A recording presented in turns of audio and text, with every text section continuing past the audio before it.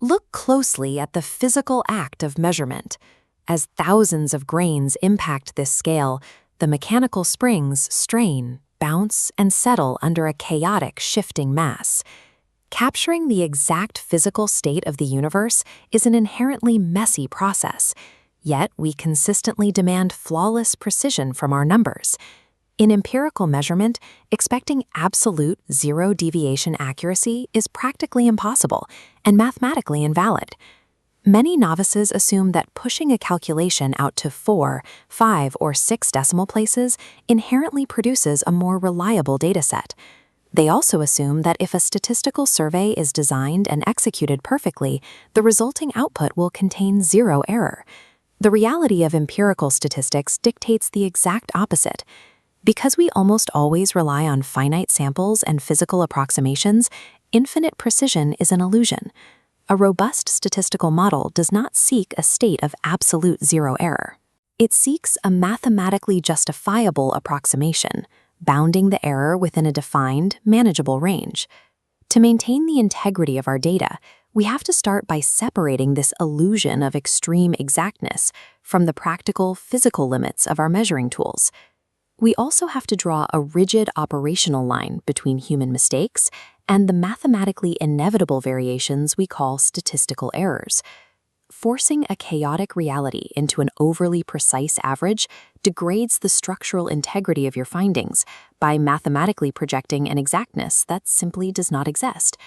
We replace the pursuit of perfection with a concept called reasonable accuracy.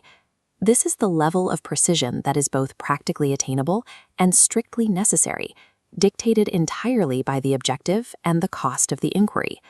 The physical nature of the object you are measuring dictates the resolution you need. If we are weighing industrial food grains, attempting to record the weight down to the exact gram is a waste of resources. We measure in massive macroeconomic units like quintals. Locking in a conventional, bounded standard of accuracy like this is entirely sufficient. It allows us to analyze the macroeconomic phenomenon without sacrificing the validity of our model. Now, the opposite approach yields spurious accuracy. This occurs when you present a mathematical precision in your final output that is greater than what your underlying data can actually support. Let's look at how this happens. Imagine we collect the ages of 5 students. We record these measurements strictly in whole completed years, 16, 17, 16, 15, and 15. A researcher takes this low-resolution data and calculates the average age, dividing the sum by 5. The calculation generates a continuous output, exactly 15.8 years. That decimal fraction is mathematically correct, but statistically dangerous. Because our original raw data lacked any resolution regarding specific months and days, that 0.8 represents a projected, non-existent precision.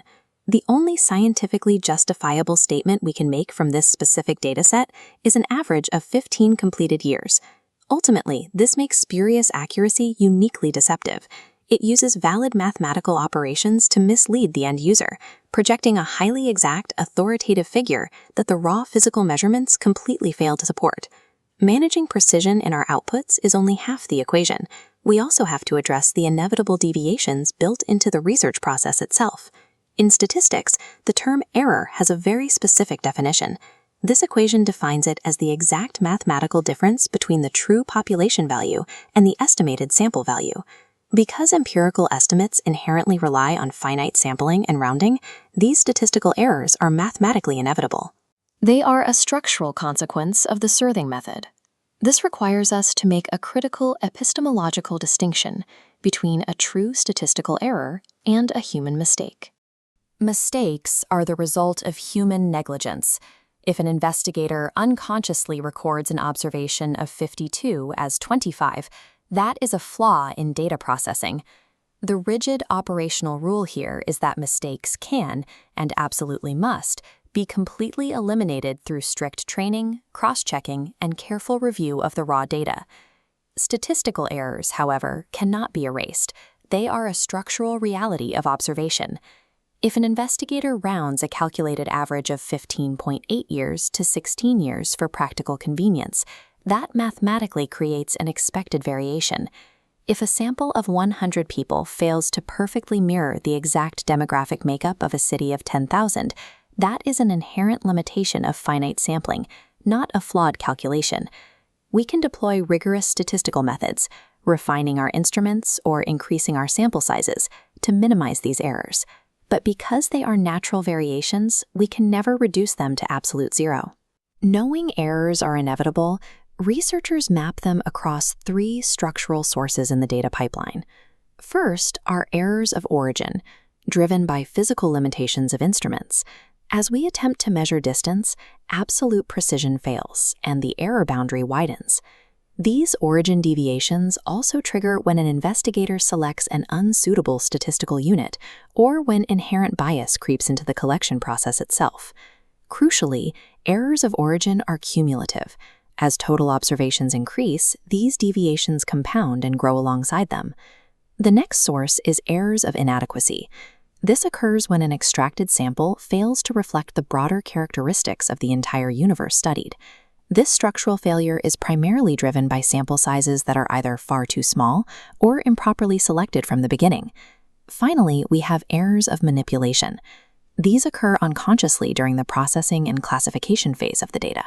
When investigators are constantly measuring, counting, and classifying data, the minor mathematical deviations caused by necessary rounding and approximation begin to merge together. And much like errors of origin, these manipulation errors multiply and expand as the dataset grows larger. By mapping this taxonomy, origin, inadequacy, and manipulation, we transform the concept of error from an unexpected failure into an anticipated, measurable boundary that we can mathematically manage. True statistical rigor isn't found in the pursuit of absolute precision. It's found in understanding and strictly defining the exact boundaries of your measurements. This logic board visualizes our first strict rule of empirical research. Mathematical output resolution can never exceed raw data input resolution. Adhering to this cap is our only defense against spurious accuracy. The second rule is a mandate to ruthlessly audit your processing pipeline to eliminate human negligence. Mistakes are entirely preventable, and they must be eradicated. Only by achieving a truly mistake-free environment can a researcher clear the noise and properly observe the underlying systemic variation. Finally, researchers must mathematically acknowledge and bracket the inevitable statistical errors, mapping their origins, inadequacies, and manipulations within acceptable margins of variance. Modern analytical software defaults to extreme precision. These programs will gladly calculate an average to the 10th decimal place, generating a seductive but entirely false sense of exactness. Resisting that software-induced exactness in favor of a bounded, mathematically reasonable approximation is the true hallmark of verifiable empirical research. In data science and statistics, mathematically defining the exact limits of your accuracy is infinitely more rigorous than faking an exactness that does not exist.